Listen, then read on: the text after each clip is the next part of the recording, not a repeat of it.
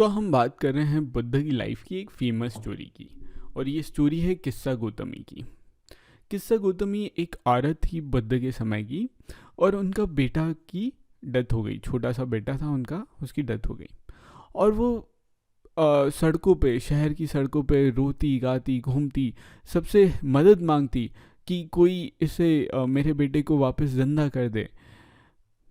और उसे कोई जवाब नहीं मिलता। फिर एक काइंड मैन, एक भले इंसान, वो बुद्ध के पास ले गया उसको।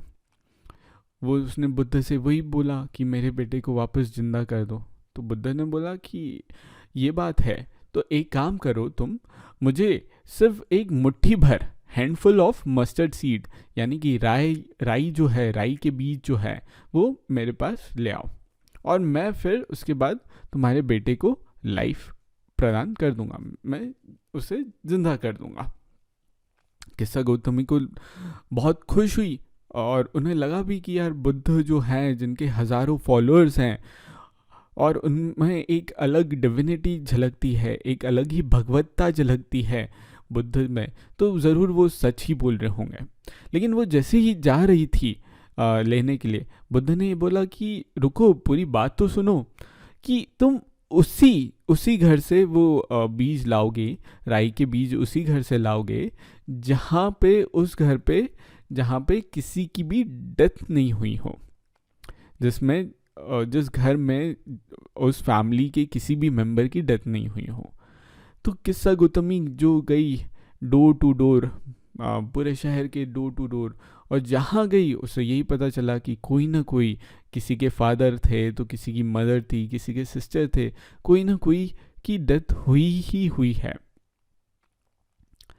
और फाइनली फिर उसे समझ आया कि जीवन, जो संसार है, जो कोई भी जीता है तो उसकी एंड में डेथ होती ही होती है।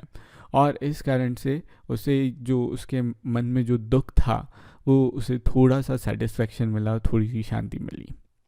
इससे क्या क्या समझ में आता है? इससे बुद्ध क्या कहना चाहते थे? बुद्ध सिंपली यही बोल सकते थे कि नहीं, प्रवचन दे देते उस समय कि नहीं नहीं, तुम्हारे बेटे को मैं ज़िंदा नहीं कर सकता, और कोई भी ज़िंदा नहीं कर सकता है, क्योंकि डेथ जो है वो रूल ऑफ लाइफ है। संसार का नियम है कि इंसान जो होता है, पैदा होता है, उसका मरना निश्चित है।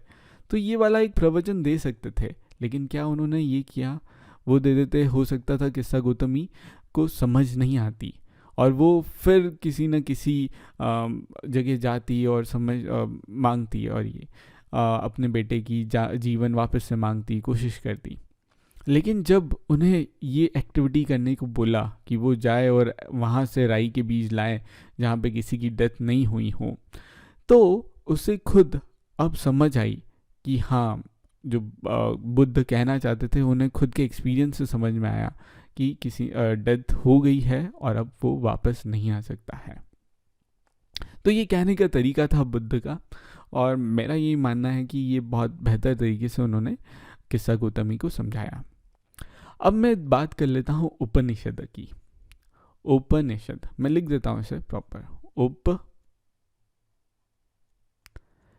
उपनिषद, ठीक है। तो बुद्ध के टाइम, जब बुद्ध ने सिखाना शुरू किया, लोगों को प्रीच करना शुरू किया, बुद्ध धर्म सिखाना शुरू किया, उससे कुछ समय पहले या उसी समय पे दूसरे थिंकर्स भी थे, जो अगेन उनके तरीके से यही क्वेश्चन का आंसर कर रहे थे। जीवन की सत्यता, आत्मा क्या होती है, मृत्यु क्या होती है, मृत्यु के बाद क्या जीवन है, जीवन क्या है, मृत्यु क्या है, और क्या ये जो कर्म कांड होते हैं, जो सेक्रीफाइसेस होते हैं, यज्ञ होते हैं, इनका क्या मतलब रहता है, क्या इनसे कुछ फ़ायदा होता है इंसान को या नहीं होता है, और इस संसार में क्या सब चीज़ परमानेंट है या फिर नश्वर है, या कुछ ऐसी भी चीज़ है जो मृत्यु के बाद भी अमर रहती हो, जो मरती नहीं हो। तो कुछ फिलोसफर ने जो मृत्यु के बाद भी कुछ चीज़ अमर रहती है, उसे आत्मा कहा है, और आत्मा का एक कंसेप्ट रहा है। आत्मा क्या है? इंग्लिश में बोले तो इंडिविजुअल सोल। इंडिविजुअल सोल कि ये मानते हैं कि जो हमारा, अगर हमारी डेथ होती है तो शरीर मर जाता है, और आत्मा जो रहती है वो न तो पैदा होती है न मरती है। वो दूसरा शरीर धारण कर लेती है, ऐसा कंसेप्ट था। और जब फाइनली आत्मा को एनलाइटनमेंट मिल जाता है तो वो ब्रह्मांड से जुड़ जाती है। इसकी स्पेलिंग है ब्राह्मण से रिलेटेड, लेकिन इसे ब्रह्मांड बोलते हैं, ब्रह्मांड। और ब्राह्मण होता है, उसकी स्पेलिंग होती है, और ब्राह्मण यानी कि प्रीस्ट, पंडित, राइट। और ब्रह्मांड यानी कि यूनिवर्सल सोल। यूनिवर्सल सोल यानी कि एक पूरी की पूरी ये यूनिवर्स जो है, पूरा का पूरा जो संसार है, उसकी खुद की एक आत्मा है और हम उस आत्मा से कनेक्टेड हैं।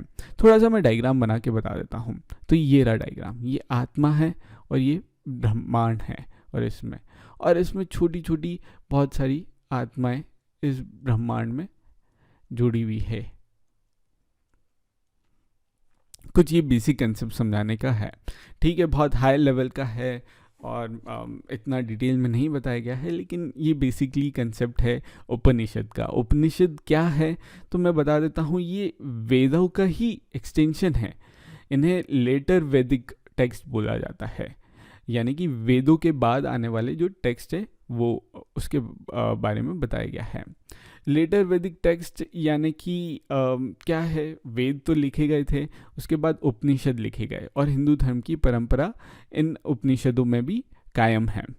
उपनिषद का लिटरल मतलब क्या है? लिटरल यानी कि अगर डिक्शनरी देखा जाए और उसे खोला जाए और समझा जाए, संस्कृत का वर्ड है उपनिषद, तो उसका मतलब है अप्रोचिंग एंड सिटिंग नियर, यानी कि हम किसी के पास जाके बैठ के बात कर रहे हैं। और किसके पास जाके बैठ कर रहे हैं? संतों के, ऋषियों के पास जाके बैठ रहे हैं, जो हमारे टीचर्स हैं। और जो हम बैठ रहे हैं और उनसे सीख रहे हैं, तो हम स्टूडेंट हैं।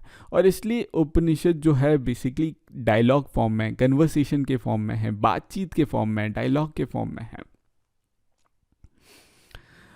तो उपनिषद के जो बेसिकली थिंकर्स थे, जो जिन्होंने उपनिषद लिखा, वो बेसिकली मर्द थे, मैन थे, स्पेशली ब्राह्मण थे या फिर राजा लोग थे, क्षत्रिय लोग थे। लेकिन वहाँ कुछ वुमेन थिंकर का भी नाम आता है, जैसे कि गार्गी करके एक वुमेन थिंकर थी, वुमेन ऋषि थी, उनका भी संत थी वो, उनका भी नाम आता है। और उन्होंने बहुत सारी डिबेट्स में पार्टिसिपेट किया, जो कि राजा की सभाओं में होते थे, रॉयल कोर्ट्स में हेल्ड होते थे। और बहुत ही समझदार थी, उनकी अंडरस्टैंडिंग दुनिया के बारे में बहुत सारी थी। गरीब लोग ऐसी डिबेट्स में बहुत ही कम पार्टिसिपेट करते थे। लेकिन इसका एक एक्सेप्शन है, अगेन उपनिषद में ही मिलता है हमें। उनका नाम है सत्यकाम जबाला। उनकी मदर का नाम पे बेस्ड है। उनकी मदर जो थी वो दासी थी, स्लेव वुमन थी, जिनका नाम था जबाली। और उनकी माँ के नाम से ही उनका नाम आया, उनका नाम था सत्यकाम जबाला। उनकी खूब डीप डिज़ायर थी कि वो समझे इस दुनिया के बारे में। और फिर एक ब्राह्मण टीचर ने उन्हें अपना स्टूडेंट बनाया, जिनका नाम था गौतम। और गौतम जो थे वो बहुत ही बड़े थिंकर्स थे उस समय के। उन्होंने भी उपनिषद और वेदों में अपना कंट्रीब्यूशन दिया है। और फाइनली इन वेदों और उपनिषदों के आइडिया जो हैं, वो फाइनली शंकराचार्य करके एक महान संत हुए, महान ऋषि हुए, जिन्होंने हिंदू धर्म को सर्वोच्च ऊंचाई दी है और हिंदू धर्म को बहुत ऊंचाई पे पहुंचाया है। उन्होंने फैलाया फिर फाइनली उपनिषद के आइडियाज़ को। और ये हैं जो शंकराचार्य हैं, ये शंकराचार्य की फ़ोटो है। शंकराचार्य